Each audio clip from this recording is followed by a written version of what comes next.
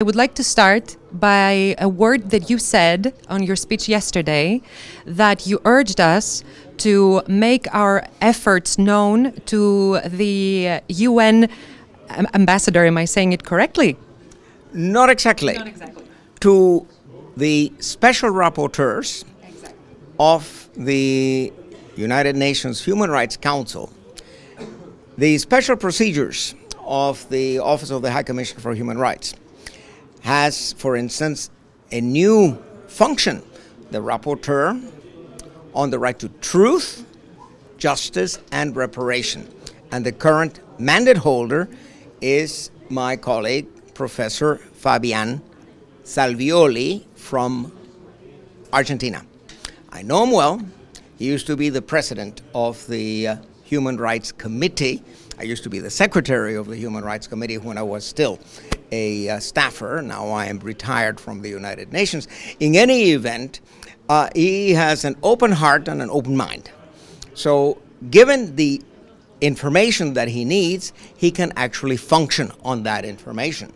So I can encourage you and encourage all victims of the Pontian genocide and victims of other violations of human rights, whether it be descendants of those who suffered the Setembriana in 1955, or Cypriots who were expelled from their homes in Kyrenia and elsewhere in Cyprus. They should submit appropriate complaints and documentation to the United Nations. That can be sent not only to Fabian Salvioli, he is one of many rapporteurs, can also be sent centrally to the Office of the High Commissioner for Human Rights. And the current High Commissioner for Human Rights is the former president of Chile, Ms. Michelle Bachelet, whom I've had the pleasure of knowing for years, and I had the opportunity of speaking with her barely a week ago in Geneva, because a wonderful colleague, member of the Committee Against Torture, just took retirement. So she came to the farewell that was given for Felice Geer. And I was there too, of course. I've been an old friend of Felice Geer's. But back to what you can do concretely. There are these mechanisms of the United Nations. There are mechanisms in the Council of Europe. There are mechanisms of the European Court of Human Rights. There are mechanisms also in the context of specialized committees. Because if you have an issue of discrimination, there's plenty of discrimination.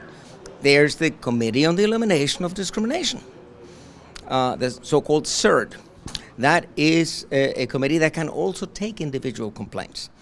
And then, of course, these are the universal periodic reviews of the Human Rights Council and the state reporting procedures of the Human Rights Committee, of the Committee Against Torture, on the Committee on the Elimination of Racial Discrimination, etc. So, main thing is learn about the mechanisms. Go on the internet, www.OHCHR, Office High Commissioner Human Rights.org, and then you will see all the organs. You see the treaty bodies, you see the resolution-based organs like the Human Rights Council, you see the Advisory Committee of the Human Rights Council. All of these experts are eager to get something new. Part of the problem in the human rights, what I call the human rights industry, is the routine.